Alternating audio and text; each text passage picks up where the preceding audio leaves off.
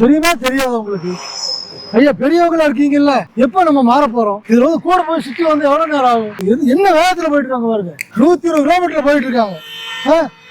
அந்த மாதிரி வந்தா ஒரு அடிச்சு தூக்குனா அவங்களோட நிலைமை என்ன ஆகும்? ஏற்கனவே தடுப்பு பாதிக்கு வச்சிருக்காங்க. ஒரு நொடி ஆகுமா குடும்பமே காலி ஆயிடுங்க. சுத்தி வாங்க ஐயா, குடும்பம் நல்லா இருக்கும். அதுல போங்க, உங்களை மாதிரி ஆளுக்கு தான் சொல்லிட்டு இருக்கிறோம். அதுல போங்க. எதிர் திசையில எப்பவுமே வளர்ந்து வராதீங்க.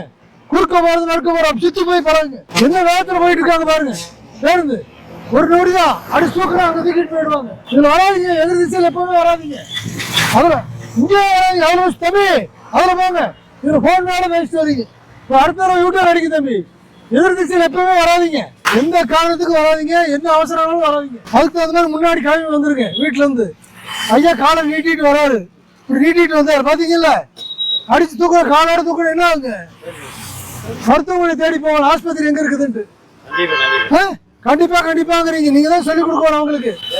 ஐயா நீங்க பின்னாடி உட்காந்து எதிர் திசையில போலாமா சொல்லாமல்ல நீங்க?